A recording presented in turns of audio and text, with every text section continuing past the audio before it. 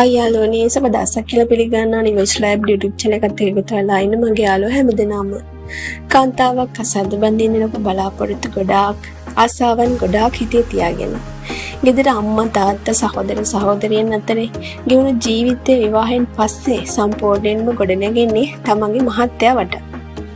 කෙටින්ම කියනවා නම් විවාහ වුණු බිරිඳකගේ මුළු ලෝකයේම සැමියා. එතනින් එහාට බිරිඳකට ජීවිතයක් නැහැ. කසාද බැඳපු අලුත සැමියාටත් බිරිඳගෙන් තොර ජීවිතයක් නැහැ. ඒත් කලක් ගත වෙන දරුවන් එක දෙක පවුලට එක් වෙන විට සැමියාගේ පෙර තිබුණු උනන්දුව අඩු වෙනවා. කතා බහ අඩු වෙනවා. අත්‍යවශ්‍යම දෙයකටත් වචනයක් ගන්න අමාරු වෙනවා. කලින් ආදරය කරපු මහත්තයා වෙනස් වෙනවා. මේ ගැන අහලා බිරිඳ රණ්ඩු වෙනවා. ගෙදර අසන්නගේ ටිකෙන් ටික වැඩි වෙනවා. ඊට පස්සේ බිරිඳට මහත්තයා සැකයි. ඒක ගෙදර හිටියා තරහකාරයෝ වගේ. දැක්කත් කේන්ති ඇති වෙනවා. සෙමියාගේ වැඩ බිරිඳට දැන් ඉස්සර වගේ සුන්දරත්වයක් පේන්නේ නැහැ. ඒ නිසා රණ්ඩු කරගන්න අකමැති නිසාම මහත්තයා ටිකෙන් ටික ඈත් වෙනවා. කලකට හිතදී ආදරේ ලං කරගත් සියලුම දේ දැන් ඊටමත් නිඳිත විදියට ප්‍රතික්ෂේප වෙනව නේද? බිරිඳ දුකෙන් ඉන්නවා. කලකිරීමකින් මේ සියලුම දේවල් ගෙදර ඉන්න අසරණ දරුවෝ කිරිසප්පෙන් පිටින් යනවා. පුංචි දෙයකට දරුවන්ට බැනවදිනවා. මොකද දුකෙන් කලකිරීමෙන් ඉර බිරිඳකට දරුවන්ගේ හුරතල් වැඩවුවත් ඉවසා ගන්න අමාරුයි. ඉතාමත් ඉක්මනින්ම කේන්ති ඇති වෙනවා. දරුවාට පහරක් ගහලා තමන්ගේ දුක කේන්තිය ආවේගය පිට කරගන්න පුරුදු වෙනවා. ඉන් දරුවාට වන හානිය පසුතැවීමකින් ඉන්න අම්මා දකින්නේ නැහැ. ආදරය සෙනෙහස් පිරුණු කුලගෙදර දැන් ගිනි ගොඩක්. බටහිර රටවල කාන්තාවන් තමන්ගේ ස්වාධීනත්වය ගැන ගොඩාක් හිතනවා. දික්කසාදේ ඔවුන්ට ගැටලුවක් නෙමෙයි. තවත් ගැළපෙන පිරිමියෙකු ඔවුන් සොයා ගන්නවා. ලංකාවෙත් ඒ ආකාරයටම ස්වාධීනව හිතන කාන්තාවන් නැතිව නෙමෙයි.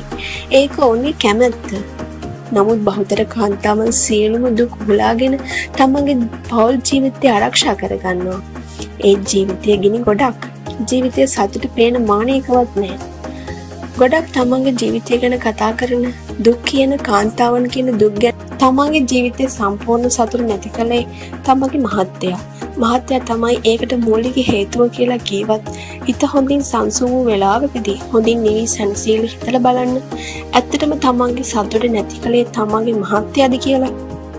විවාහ මුල් දිනවලදී වගේ නොවේ. ටිකෙන් ටික විවාහ ගත කරනකොට දරුවන් එක දෙක පවුලට එකතු වෙනකොට ගෑනු අපිට වඩා පිරිමි හිතකට දැනෙන වගකීම් වැඩි. ගැහණු අපි ආසයි ලස්සන ගෙදරකට, යාන වාහනවලට, තවත් සැප සම්පත් වලට. අපි ඒ හේන අපේ ආසාවන් අපිට නොදැනුණාට සියලුම දේ අපේ සැමියා සමග කියනවා. විවාහ වූ බොහෝ සැමියන් හරි ආසයි තමන්ගේ බිරිඳගේ හීන ලෝක ගොඩනගන්න. ඒත් වැරද්ද තියෙන්නේ ඔවුන් කවදාවත්ම ඒ ගැන බිරිඳ එක කතා කරන්නේ නැහැ. ඔවුන්ගේ ආසාව වචන වලට පෙරලන්නේ නැහැ. ඒත් ඔවුන් මහන්සිලා වැඩ කරන්නේ අපේ හීන ලෝකයේ ගොඩනගලා දෙන්න නෙමෙයිද? මහත්තයා මහන්සිලා හම්බ කරන සියලු දේ බුද්ධි විඳින්න බිරිඳ දරුවන් නෙමෙයිද? ඒ දේවල් සඳහා ඔවුන් මහන්සි වෙන විට ඉස්සර තරම් දැන් අපිට වෙන්නුණු කාලය අඩු වෙන්න පුළුවන්. ආදරේ පිරුණු වදන් අඩු වෙන්න පුළුවන්. ඉතින් බිරිඳත් අවසානයේදී මොන සැප තිබුණත් හිතේ සතුට නැත්නම් වැඩක් නැහැ කියලා හිතලා මහත්තයා එකට නඩු කරන්න පටන්ගෙන තමන් විසීම මහත්තයාගේ ආදර නැති කරගන්නවා. අපේ හිතේ සතුට කියලා කියන්නේ මොකක්ද? ගෙදර මහත්තයාට ඒ සතුට ඇති කරන්න නැති කරන්න පුළුවන්ද? පවුලේ වගකීම් එක කාර්යබහුල වන මහත්තයාට ඔබ වෙනුවෙන් වෙන් කරන්න පුළුවන් කාලය අඩු වෙන එක ඔබගේ ජීවිතේ සම්පූර්ණ සතුටම නැති කරලා දාන්න පුළුවන්ද? පොඩ්ඩක් හිතලා බලන්න. අපේ හිතේ ඇතිවන සතුටට හෝ දුකට හෝ මූලික වෙන ප්‍රධානම දේ අපේ හිත මිසක් අපි හිතුවට අපේ මහත්තයා නෙමෙයි. සමහර වෙලාවට මහත්තයා අපිට මොනවා කළත් මොන දේ අරගෙන දුන්නත් අපිට සතුටක් නොදැනෙන්නේ ඒ නිසායි. අපේ හිතේ සතුට තියෙන්නේ අපි ළඟම මිසක් වෙන කිසිවෙකුත් ළඟ නෙවෙයි.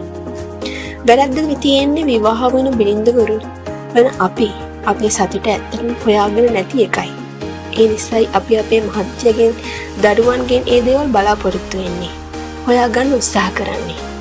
එයාලා කොයිතරම් කැප වුණත් අපේ සතුටින් නෙමෙයි නම් ඒ කැපකිරීම සතුටක් විසින් අපිට දකින්න විඳින්න බෑ.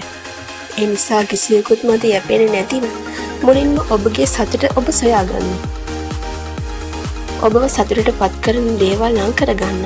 ලොකු දේවල් නෙමෙයි. ජීවිතය සරලව හිතන්න. ඔබට සතුට ගෙන දෙන දේවල් මල් වලින් පිරුණු මල් පැලයක, අස්වැන්නෙන් බරුණු එළවලු වගාවක, ලස්සන ගීතයක හොඳ රෙසිපි එකක ඔබ නොදන්නවා වුණාට ඔබේ සතුටට සැඟවිලා තියෙන පුළුවන්. ගොඩක් දෙනා හිතනවා අනේ මට ඒ දේවල් කරන්න බෑ. බැරිකම නෙමෙයි, උනන්දුව නැතිකම තමයි ඒකට හේතුව. දරුවන් මහත්ය මැත්තේම එල්ලි ඔබගේ සතුට සොයමින් ඔබ ඕපදූප හොයමින් කතා කරමින් ඔබ කෝප ගන්වන්න මාන බලන පිරිස ජීවිතේ නෑත් කරගන්න. හොඳ පොත්වලට ජීවිතේ ලොකු ඉඩක් දෙන්න. හැකි හැම වෙලාවකදීම අලුත් දෙයක් ඉගෙන ගන්න. ඇත්තටම ඔබව සතුටු කරන්න පුළුවන් අර්ථවත් දේවල් ඔබ ළඟ ඕනෑ තරම් තියෙනවා. ඒ සතුට හොයාගන්න.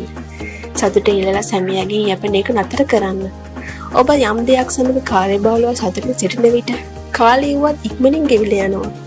එවිට ඇත්තටම අවශ්‍ය දේවල් වලින් ඔළුව පුරව ගන්න වෙලාවක් නැති වෙනවා. එවිට ඔබ ආසා කරන සැමියාගේ දරුවන්ගේ ආදරේ අවධානය වුණත් පහසුවෙන්ම ඔබට ගන්න බැරි වෙන එකක් නෑ. මොකද සතුට පිරුණු තැනක් ළඟ කාලය ගත කරන්න තිරිසන් සතුන් වුණත් ගොඩාක් ආසයි. ආදරේ සෙනෙහස පිරුණු අම්මා කෙනෙක් බිරිඳක් තරම් පවුලකට තවත් සම්පතක් නෑ. ඔබගේ ගෙදර ඒ සම්පත තමයි ඔබ. ඉතින් ඒ ආදරේ ඔබගේ ආදරණීයන්ටත් අඩුවක් නැතිව දෙන්න ඔබගේ සතුට ඔබ තුලින්ම හොයාගන්න උත්සාහ කරන්න. මම තාම මොකක්ද කියන්නේ? ඔයාගේ වචනත් පහලින් කමෙන්ට් කරන්න. අදට ගිහින් එන්න. අපේ subscribe කරන්න අමතක කරන්න එපා. සුබ දවසක්.